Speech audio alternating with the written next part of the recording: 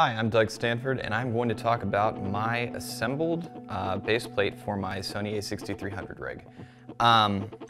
This is something I pieced together. Check the description for the exact pieces I use, because there are too many for me to remember all the numbers for. It's a lot like a kit they sell that's based on the Arca Swiss base plate and a sort of variable height rail setup. But what I changed is, first off, I'm mounting this directly to their Manfrotto quick release plate, which I actually like a bit better than the legit Manfrotto plate, because it's, first off, you can insert it either way into the tripod head, and it's sort of direction agnostic. It's got mounting points on it, which I literally cannot have enough mounting points. And what I did was I attached two 1.5 inch, I think, aluminum 15mm rods to one of the mount points, or two of the mount points on the back of the Manfrotto plate. Then I threaded them through this 15mm rail block that has a screw in the back that you can vary the height of the rails to down right on the Manfrotto plate to up right on the camera plate, depending on your lens height and your accessory height.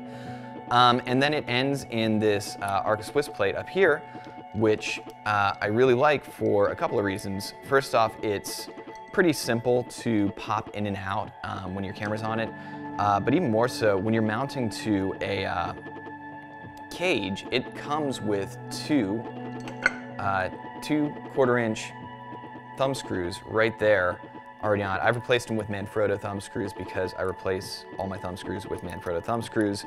But what's really important is this keeps the cage from spinning at all on the plate, which is super important to me. I use a follow focus for pretty much everything, and also when I'm carrying my camera from the top handle, which is mounted to the camera cage, my entire rig is suspended by the support structure from that top handle down to the rails, down to the tripod plate. And if any of those pieces is liable to twist or spin, it just makes my entire rig unstable. And if I'm in a rush and I'm just kind of trying to grab and go places, it could put the stuff at risk from either getting hit on a wall or a doorway or breaking off completely or whatever. This is just a really solid, reliable way to mount your camera when you're working with a DSLR or mirrorless style body to your rig. I also like it because again, since I'm using a follow focus and a matte box, being able to really align my camera's lens with the center of the rails is important to me. And when this is loose, you have a play of about looks like, I don't know, a 1/4 inch or so left and right with little safety catches, so it's not going to slide off so long as this is engaged. And it's been really helpful for me in making sure that the entire rig is centered up properly and working at its best. All of this tightens down with the Smallrig Ratcheting thumb screws, which I like pretty well. They're maybe my least favorite part of all this, but I still like them. They still work fine. They've never failed me under normal operation, only when you really wrench down on them. And when you do, it's the screw that fails and not the rig part, which is, that's good to me because you can replace the screws really easily.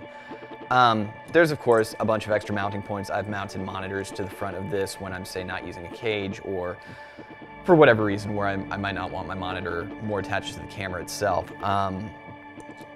But as far as this goes, I like this a little bit better than the kit they assembled, and you can piece it together yourself. And it's been great to me. I've had this about as long as I've been using Smallrig gear for the last year or so. No complaints. All these pieces are great. I got a second Arca base plate for just mounting to other pieces. So if I'm using my shoulder rig for a lot of stuff, and I'm also using a glide cam or just a Ronin or something like that, I don't have to disassemble that much more of my rig to put a Manfrotto quick plate on my camera cage. I can just take the entire plate and Arca Swiss plate on the bottom of it, move it over to the different thing I'm working with, and it's really quick and easy and good to go. So yeah, totally recommend all of these pieces. Check the description for specific model numbers, and I'll try and put links in there to the purchase page.